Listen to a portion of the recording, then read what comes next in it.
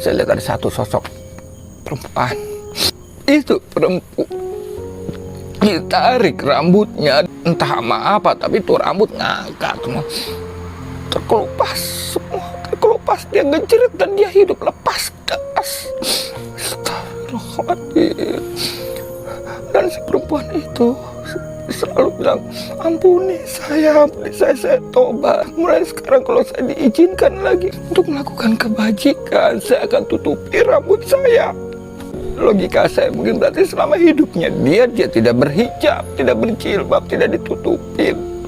Jadi begitu terus ditarik, putus, klotok semua. Ya Allah. Rahim. Allahumma sholli wa sallim wa barik ala sayyidina Muhammadin wa ala alihi wa sahbihi asma'in. Nama ba'du. Yang sangat kita hormati bersama Direktur RSUD Rembang, Bapak Dr. Agus, tadi juga beberapa dokter spesialis, karyawan dan semuanya. Sebelumnya saya juga mengucapkan terima kasih atas pelayanan ibu kami. Beliau gerak di sini sampai 22 hari bulan Syakban sampai wafat juga di sini, dan kami sebagai keluarga sangat terima kasih atas semua pelayanan dan pengabdian tenaga medis di sini. Sebetulnya RSUD itu sudah sopan lah, datang ke kita mintanya ngaji virtual. Gara-gara sopan tuh saya kok jadi ingin sopan juga. Akhirnya saya yang datang ke sini. Biasanya yang lembaga-lembaga besar itu agak-agak nggak sopan itu, ngatur-ngatur orang.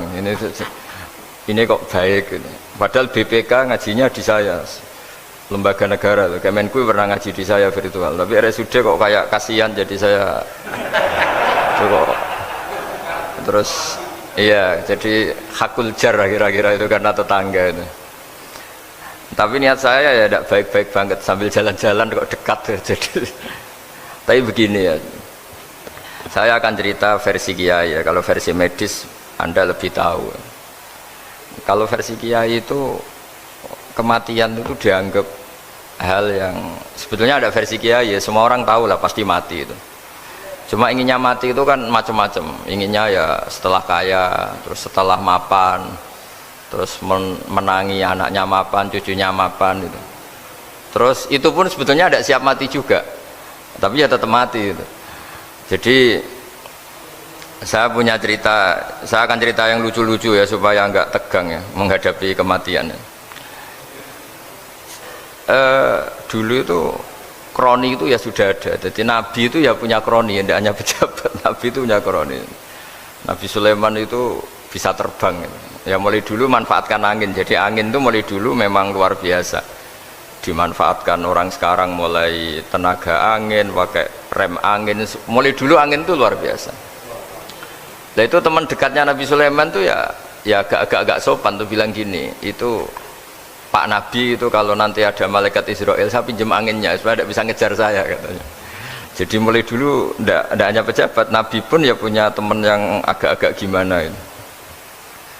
Suatu saat malaikat Israel disuruh nyabut orang, misalnya namanya siapalah, nanti saya sebut ada yang tepaan sama nanti tersinggung ya, semuanya siapa gitu.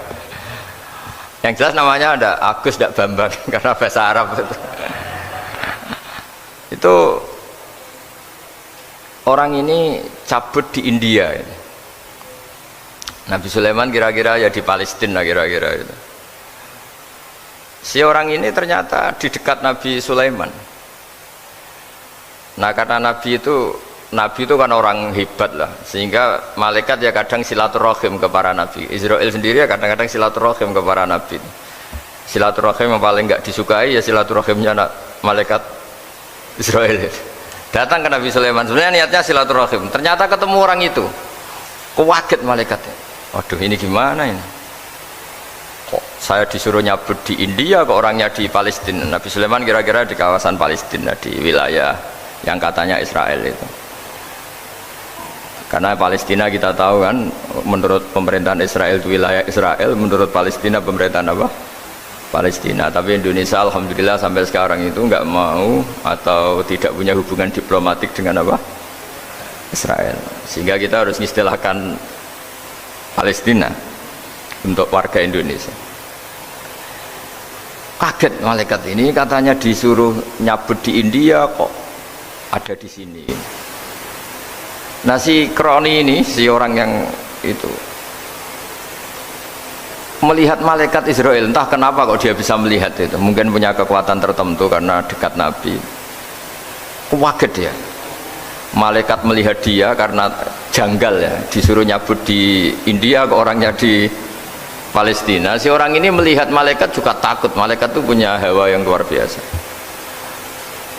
Akhirnya bilang ke Nabi Sulaiman, ya Nabi Allah, tolong pinjemin saya angin untuk saat ini juga saya bisa terbang ke India.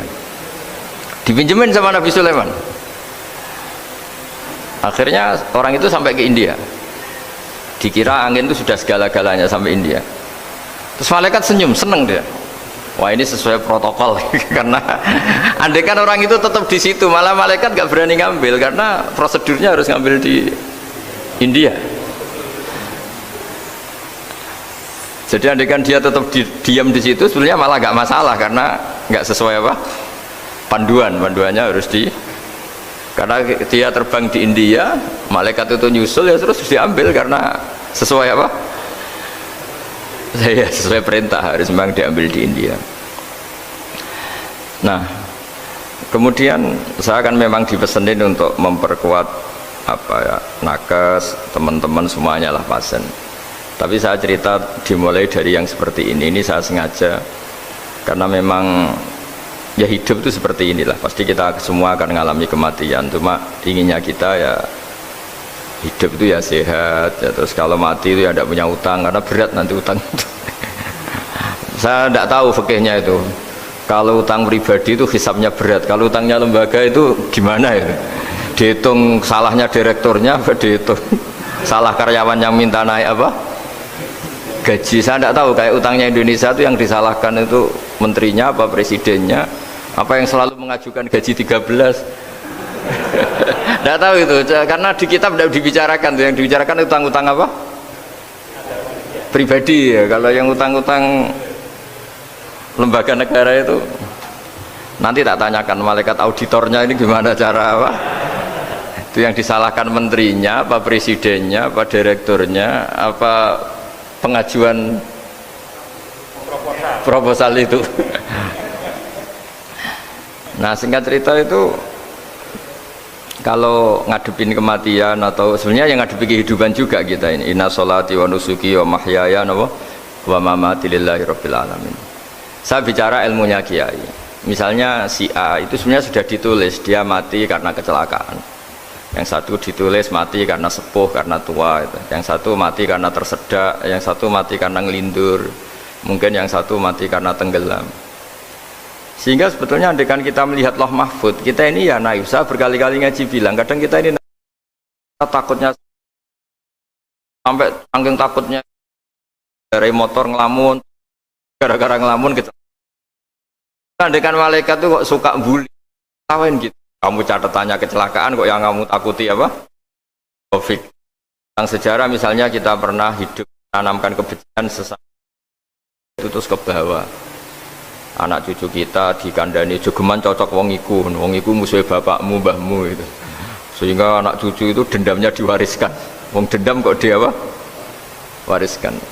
Termasuk utang itu, ketika kita jabat ingin rumah sakit ini mewah, pikirannya kok isdadi aku seleren semikir direktur berikutnya itu tidak tahu itu nanti hisapnya ke siapa. Saya ulang lagi ya. Maka dalam satu ayat dikatakan laqad kunta fi ghaflatin min hadza fakashafna anka ghita'aka fabasarukal yauma hadid. Manusia ketika di dunia itu dianggap tidur itu dengan tanda kutip itu bodoh itu tidak tahu. Fakashafna anka ghita'aka, nanti setelah kamu mati itu pinter, tapi ketika anda pinter sudah meninggal, sudah tidak bisa memperbaiki kesalahan-kesalahan kita. Nah kenapa kita dikatakan sekarang ini tidur? Karena kita ini sering menyaksikan sesuatu yang sebetulnya tidak ada hubungannya dengan kita, tidak ada hubungannya dengan kebutuhan kita. Misalnya kita ngelamun, berkhayal, ingin hidup kaya raya, sejahtera, jabat, orang lain anak buah semua. Ternyata itu nggak penting ketika kita di akhirat. Yang penting adalah Anda meninggal dalam keadaan menghamba kepada Allah Subhanahu wa Ta'ala. Saya berkali-kali ngaji, kalau saya berkali-kali bilang, andai kan hati kita nanti direkam Allah, nanti di akhirat sudah direkam, orientasi kita direkam nanti. Pak Agus misalnya ingin punya mobil, punya rumah mewah, punya apa, terus orientasinya gitu. Di depan Tuhan yang menyuruh kita, mensyariatkan kita, inginnya itu ya jadi hamba Allah terbaik, jadi kekasihnya Allah, jadi hamba yang bersujud, dari hamba yang bersedekah. Jadi ini kan tidak sambung. Ada cita-cita versi Allah yang dianjurkan Allah, yaitu bercita-cita jadi hamba yang soleh, yang bermanfaat, yang memanfaati orang banyak. Kemudian ini ada cita-cita yang hadzun nafsi, ingin mapan, semua orang anak buah. Hal-hal seperti ini itu harus kita jaga, jangan sampai terjadi. Makanya di semua kitab pertama mendahulukan bab niat. Niat itu ya faman kana hijratuhu ilallah wa rasuli fa hijratuhu ilallah wa rasuli. Orang baik itu orang yang orientasinya itu menuju Allah Subhanahu wa Ta'ala. Lalu yang kurang baik adalah orang yang orientasinya itu ya harta, perempuan, pokoknya inginnya itu hal-hal yang kepentingan dirinya sendiri. Nah lalu kenapa kita kadang tidak tahu? Ya tidak tahu itu karena tadi kita kalau tidak wiridan itu tidak punya efek samping kan. Tapi kalau kamu nggak punya uang kan terus lemes. Karena ngerti itu terus uang itu penting, wiridan tidak penting. Nah dari kesimpulan itu sebenarnya kita menjadi bodoh.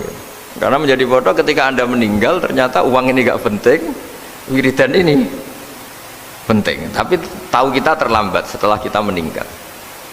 Nah di sini saya ingin mengingatkan apapun kondisi kita, yang jelas itu ingat selalu kepada Allah Subhanahu wa Ta'ala. Caranya ingat gimana? Kata Nabi, kamu bayangkan musibah yang lebih ekstrim, kamu akan tahu yang kamu alami itu ahwanu wa aisar, yang kamu alami itu ringan sekali, ringan seringan-ringannya.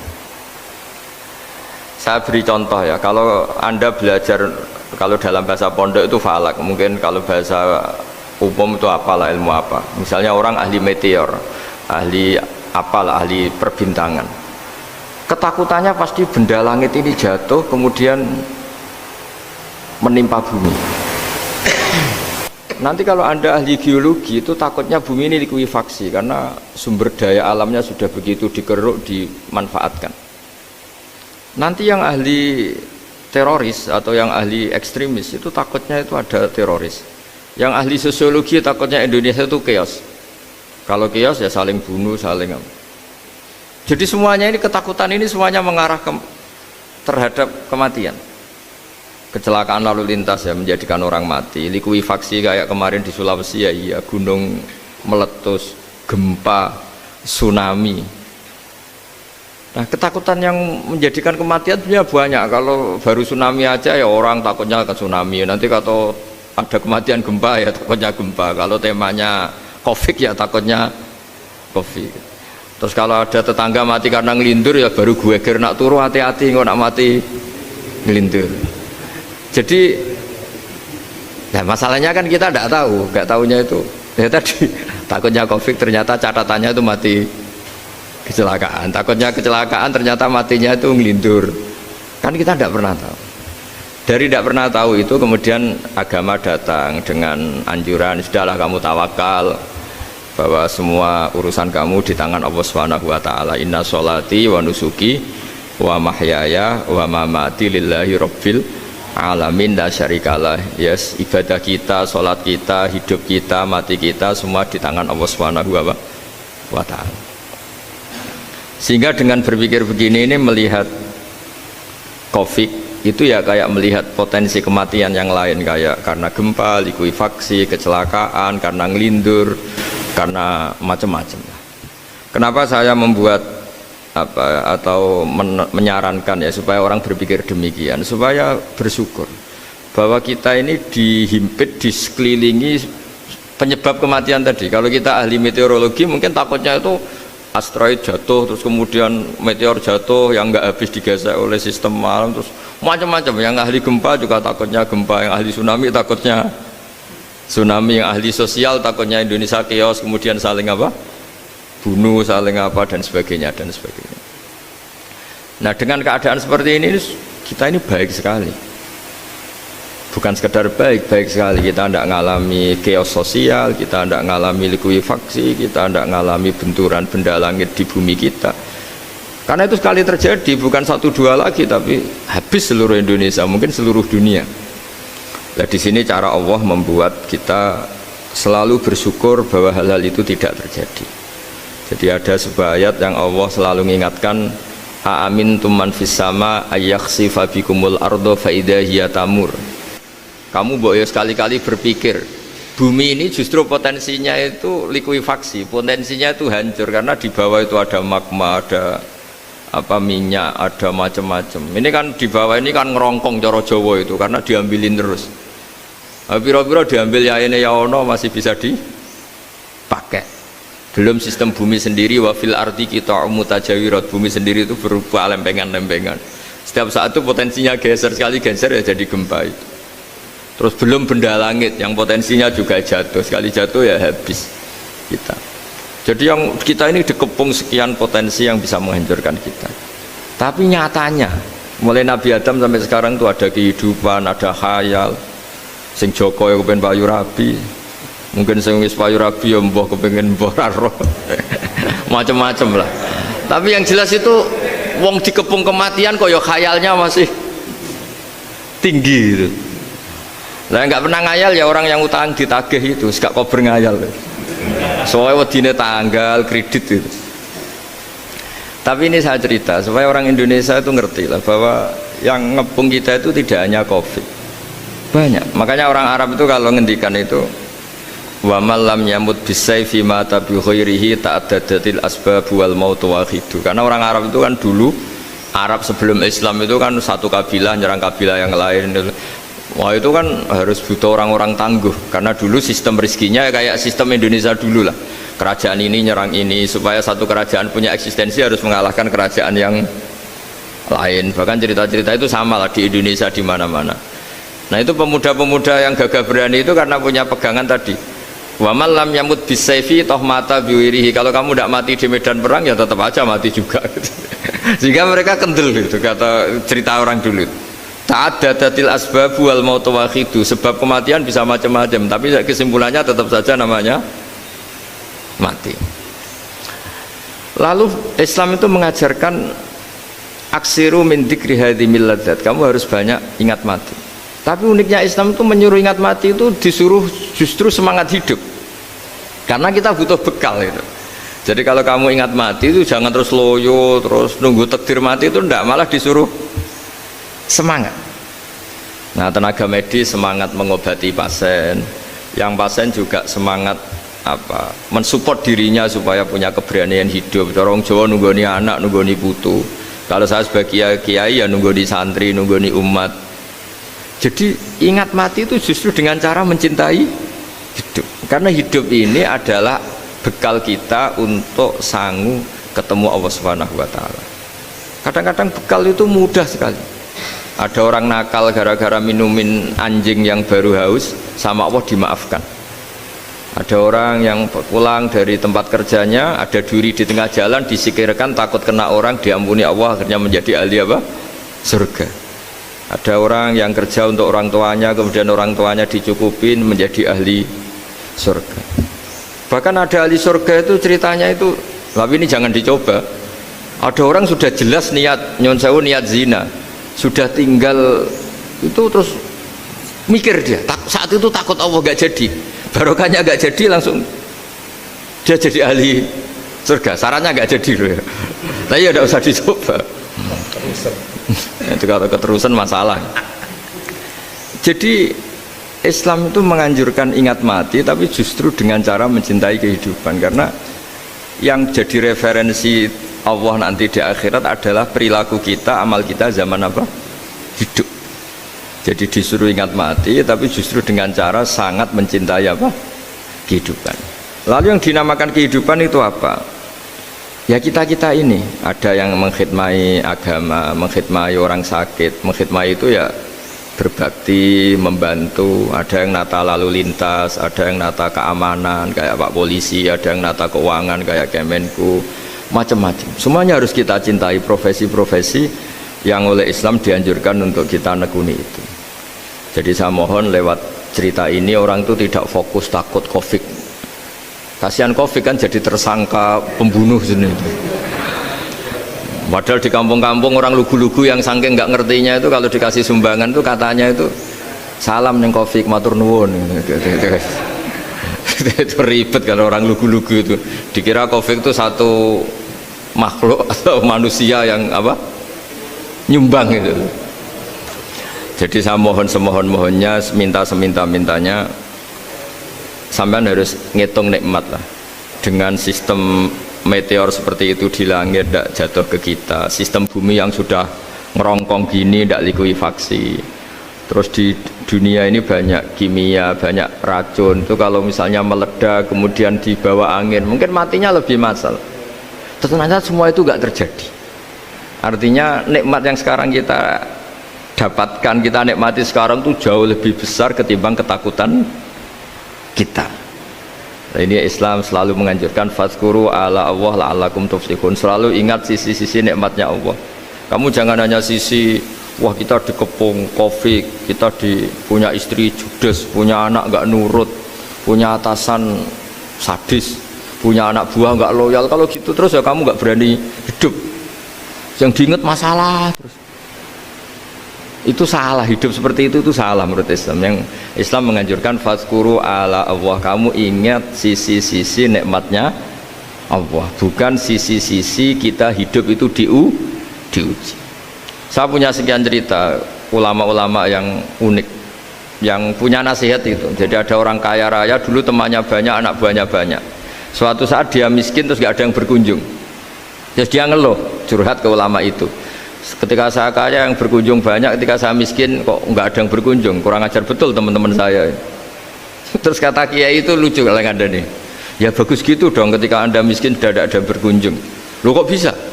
Ya misalnya kamu sekarang jadi buruhnya orang, pas disuruh-suruh dibentak-bentak, terus teman kamu udah datang, malah kamu jadi tontonan toh. Mendingan nggak udah datang, jadi kamu ketika buruh orang nggak malu karena teman-teman kamu sudah tidak datang. Ya alhamdulillah kalau gitu ya. Jadi dulu satu hal yang dia dulu nganggap problem, ya kan kalau kamu misalnya dulu kaya, temannya banyak, jabat, terus yang takut banyak. Ketika sudah miskin, Yun Sawu jadi buruhnya orang, disuruh-suruh, terus teman kamu tetap udah datang. Siap nggak ada? Siap datang apa siap tidak datang? Lebih siap tidak datang sebetulnya kan? Karena nggak jadi tonton. Akhirnya dia sadar. Ya gitu kalau dikeluhin istri saya ini judes ya sering marahin gini-gini. Ya bagus dong marahin kamu. Kalau marahin tetangga malah masalah kan. Coba kamu punya istri kalau marahin orang lain pusing enggak? Mendingan marahin. Jadi pokoknya dilatih terus. Lama-lama dia bersyukur. Nah termasuk cara kita melihat kehidupan. Ada doa Rasulullah SAW yang luar biasa, ya Allah jadikan kehidupan ini sebagai penambahan saya untuk berbuat baik. Wal mauta rohatan li min kulli syarrin, kalau saya engkau takdir mati ya anggap mawon ini mati itu berakhirnya semua potensi keburukan saya. Orang itu kan potensinya dua, buruk betul atau potensi buruk.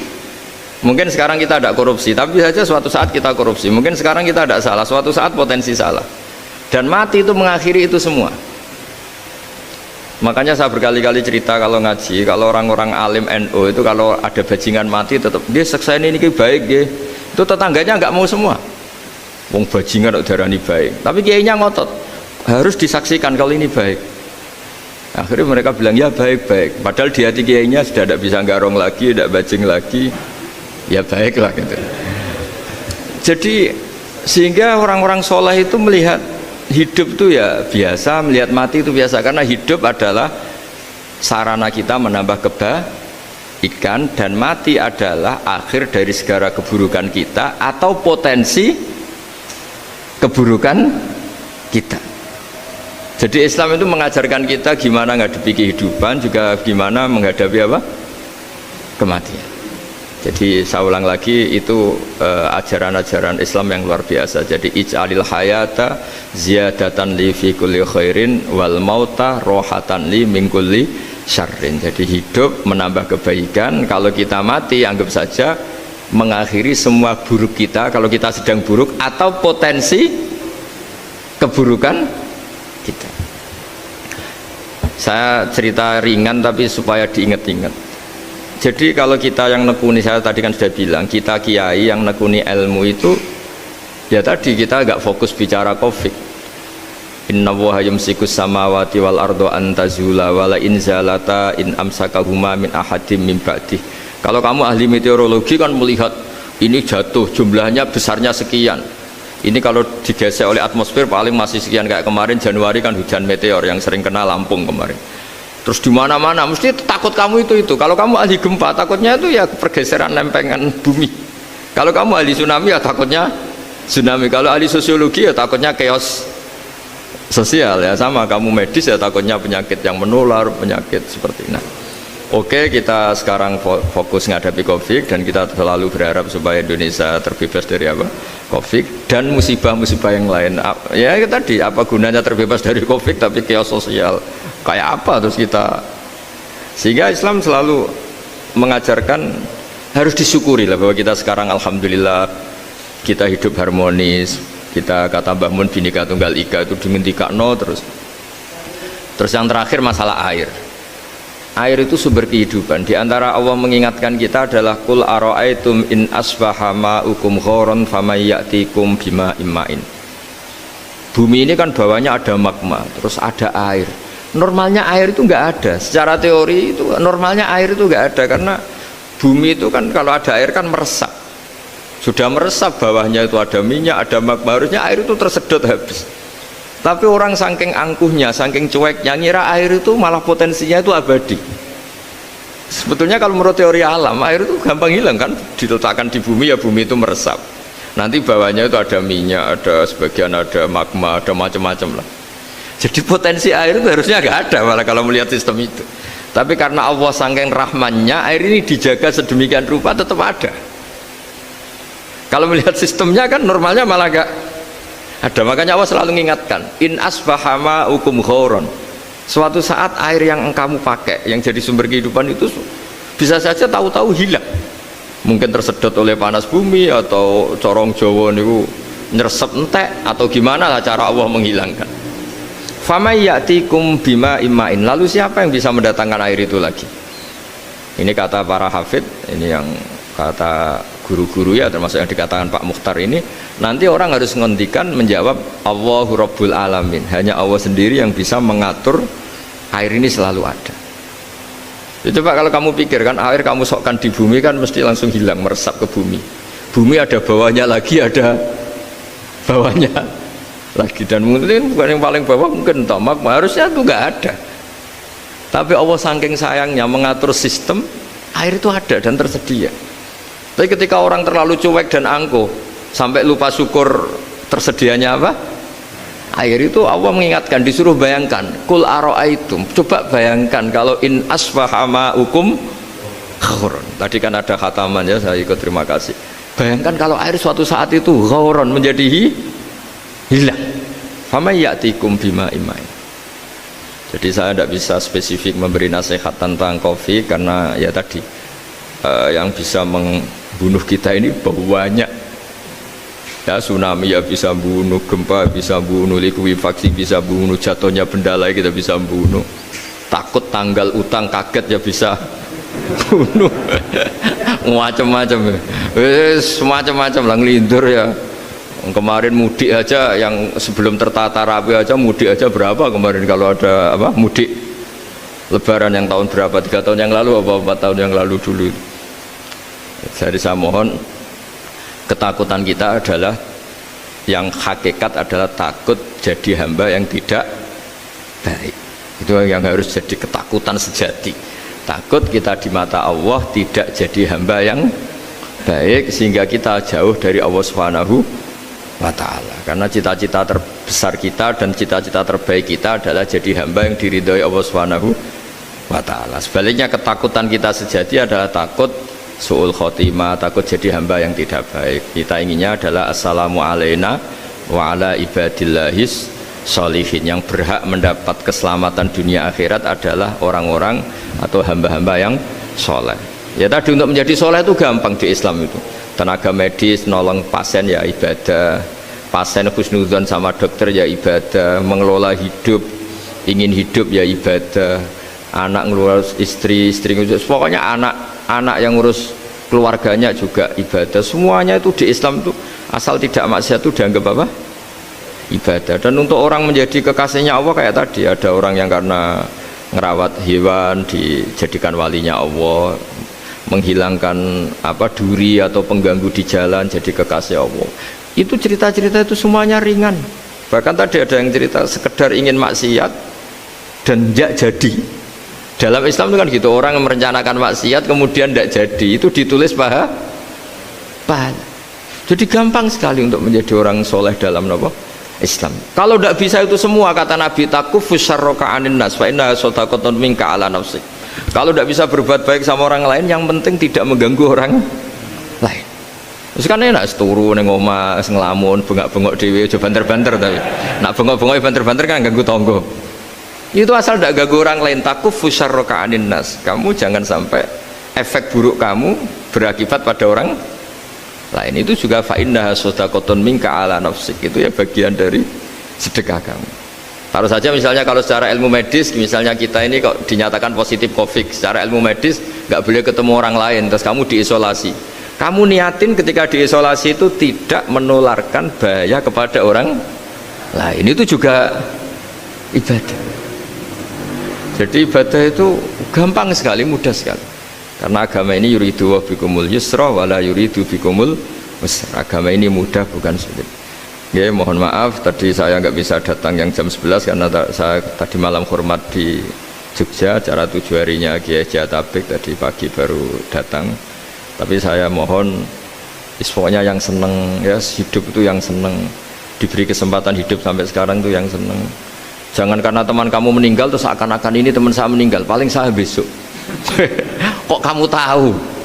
Nyatanya besok hidup lagi, besoknya ya hidup lagi, sampai sekarang ya masih hidup. Sudahlah, mensyukuri yang ada. Jadi sudah saya mohon, syukur itu penting. La in syakartum lazidanakum. Justru dengan kita syukur itu insya Allah segalanya akan tambah baik, tambah baik. Nggih, matur nuwun ngapunten ingkang kathah. Assalamualaikum warahmatullahi wabarakatuh. Terima kasih kepada beliau Romo Kiai Haji Ahmad Bahauddin Nur Salim atau biasa kita sapa dengan Gus Baha, menginjak pada acara selanjutnya, yakni doa yang insya Allah akan dibawakan oleh beliau Romo Kiai Haji Ahmad Bahauddin Nur Salim. Monggo kepada beliau waktu dan tempat kami persilahkan. Al-Fatihah.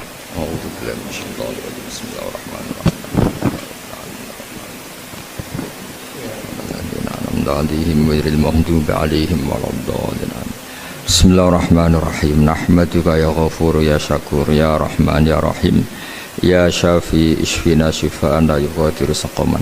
Allahumma shalli wa sallim wa barik ala sayyidina Muhammad alladhi 'allamana ya wa bil i'timad alayka ya wa istishfa bika ya Allah fa bi haqqi jahi 'indaka ya wa athibil ba'sa ya Allah ya rahman ya rahim. Allahumma ya Allah, Allahumma anta syafi ishfina syifaan la yughadiru saqaman. Allahumma ya wa anta syafi ishfina syifaan la yughadiru saqaman. Wasfi mardona ya Allah wa tayu mardona innaka anta syafi azibil ba'sa rabban nas innaka anta syafi ya Allah. Allahumma ya Allah la narju siwaka wa anta rojauna ya Allah wa anna lan nahlika wa lan nahlika wa anta ma'ana wa anta rojauna ya Allah faj'alna ya Allah wa ahla Indonesia salimin ghanimin mu'afin min kulli bala'id dunya wal akhirah. Allahumma ya ilahana ya wa ij'alna min ibadika syakirin min ibadika sholihin wa min ibadika alladhina ya Allah ma syofi ardika haunan ya Allah na'muru bil ma'ruf wa nanha 'anil munkar. Ya Allah ya Allah ya Haqqu ya Mubin is'alna ya Allah salimin ghanimin ma'afin min kulli bala'id dunya wal akhirah. Rabbana atina fid dunya hasanah wal akhirati hasanah wa qina adzabannar. Sallallahu alaihi sayyidina Muhammad sallallahu alaihi wa sallam. Subhana rabbika rabbil izzati amma yasifun wa salamun alal mursalin walhamdulillahi rabbil alamin. Sirrul Fatihah. A'udzu billahi minasyaitonir rajim.